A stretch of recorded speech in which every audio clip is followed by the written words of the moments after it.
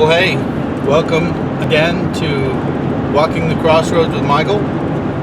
This will be episode 4, and as you can see, I am driving away. In fact, I'll probably get several episodes done because I'm going all the way to DC and working the week and then coming back. So I'll get a few done in here because I've got nothing else to do except listen to CDs and drive. So there you go. Mike Carnes here, and welcome. And today, on this episode, I wanted to tell you a story. And I got a lot of stories, but this one kind of relates to what we're going to be talking about. Because I just got off the phone with somebody, a good friend of mine, and it really tied into what I wanted to talk to you guys about today on this episode 4 blog. My late wife and I, we've had many things happen, a lot of roller coaster situations in life. It's why we're doing this Crossroads. We always have these crossroads to deal with. So we're out, newly married, and we run out to California, get involved with a great little group, actually a fairly large group, mission group, and excuse me, I was recruited to go and be a part of this to handle their video for North America, which I was pretty excited about. We didn't pay a lot, that didn't matter. I was in California, I was doing what I loved. My wife was with me, we were rolling up our sleeves and going for it. Well, part of this mission thing was that you had to go through this training with everybody else, and you had to raise your own support. So we did that and had 6-8 weeks in this training, had raised our support to help pay for things, because you give up obviously your jobs, and we left Texas and went out there for that. Well, long story short, and God bless my wife, she was a trooper all the way through. She always was. She stuck with me through thick or thin. She actually was one that believed in for better, for worse, for richer, or poor, till death do us part, and she was the one that passed away at 41. But we're out there, young newlyweds, doing all this stuff. We're in deep Mexico, eating peanut butter sandwiches because nobody has any money, helping little churches in Mexico build buildings and clean up and doing, meetings in the center of town with the kids and vacation Bible schools, all those kinds of wonderful things, which are good things. And whether you do it with a church or Peace Corps or anything, I admire anybody that wants to give. But so we do that. We come back to the school in California, and I was called in by the leader and said, basically, Michael, we're not going to do this anymore, so we don't need you. Now, since then, I've had that conversation several times with several companies. We don't need you. We're not going to do this.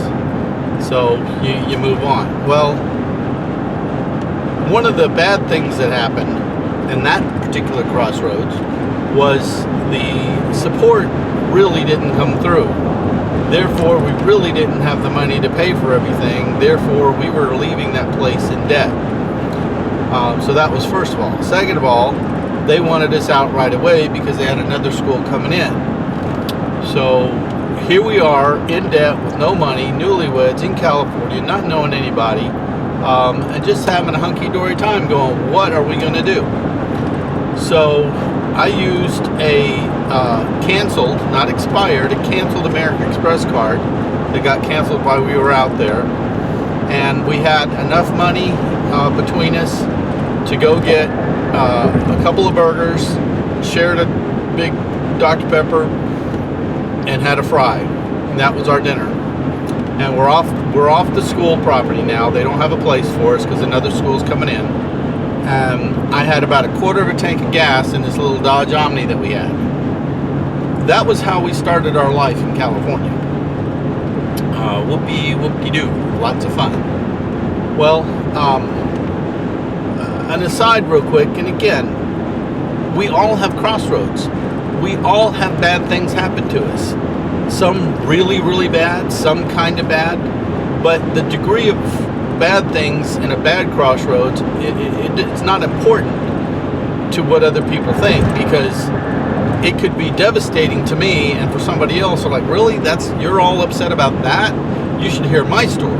And again, the book that I'm writing, it's the first chapters. Everybody's got a story. So get that. You're not alone. You're not alone. We all have trials, tribulations, fires, crises, crossroads. I don't care what you call them, train wrecks. We all have them, and we all have to work through them, which I'm going to talk about that in a second. Anyway, so we're out there, and we're staying in this little dump hotel on an expired American Express, canceled American Express card, having our burgers, just going, what are we going to do? So the next day, while we were in the class part and there in California, we'd gone to a little church, and I said, well, let's go to the church and talk to so-and-so, because that's about the only person we know. Well, so-and-so happened to be a university professor that was one of the elders of the church, and he and his wife had just taken a 6-month leave to go to Israel to teach at the university over there at a professor of trade kind of thing. And they had a dog that they couldn't take with them, and they'd been having a really hard time finding somebody to take care of the dog and take care of the house. Well, obviously, guess what happened? You know, we're hugging, we're crying, it's wonderful. My wife and I are able to stay at that house for 6 months, take care of the dog, take care of the house, get our feet on the ground, look for work, and basically get started in California. So, that instance, things worked out. Now, why did they work out? Now, some can call it karma, some can call it luck, some call it God's providence, God's intervention, or just it was a coincidence. I don't care what you call it. Basically, I call it God's providence. I don't care what you call it. It would have never, ever happened if we didn't reach out and go to somebody that we knew, somebody that we had a relationship with. That word relationship, interesting. The word of the part of life where whatever's going on in your life, you need to reach out and have somebody else help lift you up and encourage you. You know, I'm not going to stop beating this in, that good people are important to have around you. And it was just wonderfully unique that he was the one that actually needed somebody pretty quick. So we stayed in their house for a couple of days with them, getting familiar with everything, and then they went off to Israel. I mean, it was that soon. So therein lies again the issue of relationships.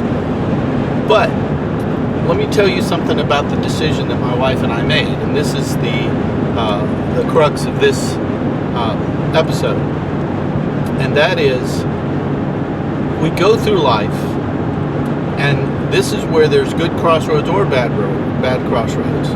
You know, crisis is happening, or a birth, or a marriage, or a new job, or a new house.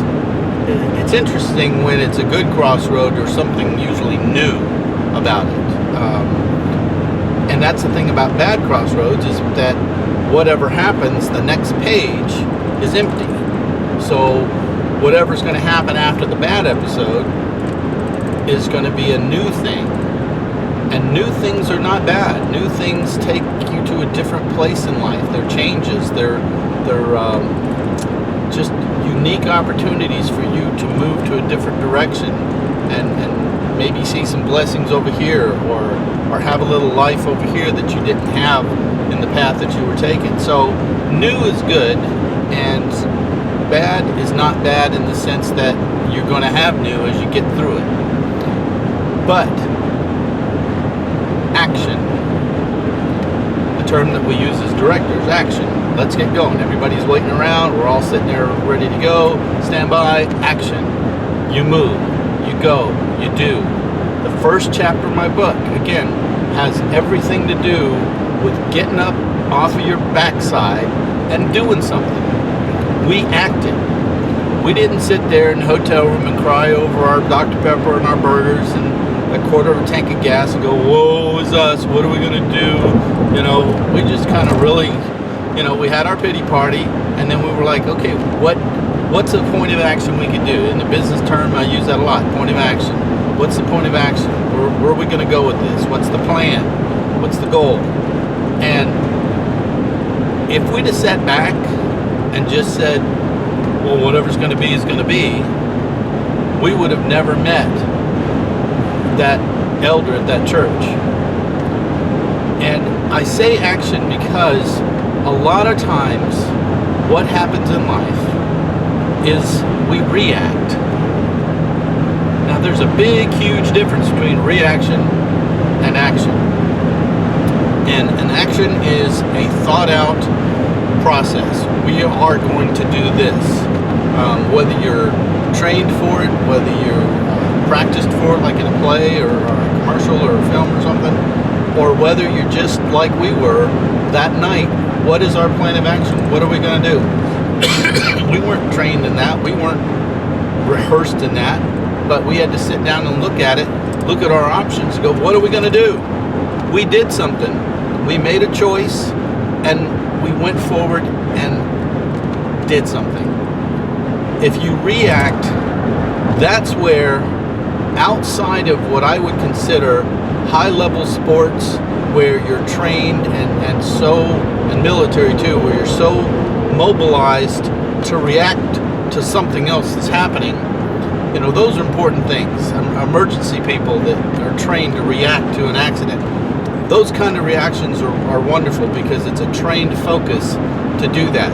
But when we react in life, how many arguments are started because we react to somebody or something, somebody cutting you off driving, or your wife or your husband saying something in the morning that you didn't listen well, or it's not something that you wanted.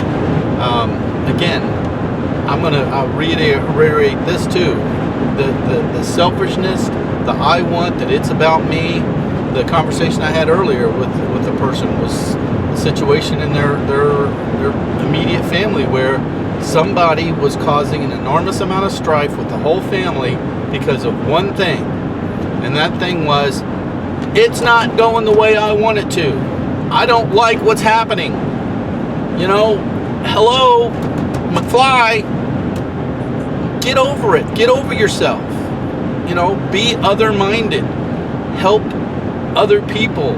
Encourage other people. Love other people. Be kind to other people. Stop wanting it your way. So there's my passion again, and I apologize. I'm not laughing, telling jokes. I'm getting all serious. But it's a serious matter to cause that kind of grief because you're not getting what you want. You're not getting your things. And the other people could have reacted to that and caused that much more grief, but instead they chose to act accordingly, gave some space, they made some appropriate decisions. I'm not sitting here to take this time to counsel on how to deal with that kind of conflict, but bottom line, they walked away and didn't react to those kind of words and actions that were happening to them. So I'm going to encourage you in your crossroads to think, to act and not react, to move forward, to do something. And again, to be kind, to be gracious, to love, to think about the other person. This whole world would be a whole lot better if we were those kinds of people that thought of others before we thought of ourselves. And something I forgot to say in the last episode, which I'm going to say here, and I'm going to try to continue to say, I really want you to be an A-OK person. And that A-OK again, which I think I put in the second or first blog, the A-OK is an act of kindness. That's the little thing. I'm going to get buttons, I'm going to get shirts printed up and stuff, and we can deal with those. By the way, I got a Facebook for Crossroads with Michael, and I've got an email, crossroadswithmichael@gmail.com. But anyway, A-OK. Be an A-OK person. Be blessed. take care of those around you, love those around you. You never know when they're not going to be there. And I can say that, as many of us can, with authority, that one day they're there, one day they're not. And, you don't want to go away with anger in your heart or bitterness or anything like that with a loved one. So care for those around you and be blessed. And I will talk to you later, and it'll probably be again in this car as I do this drive. But this is episode 4, and you take care. Bye-bye.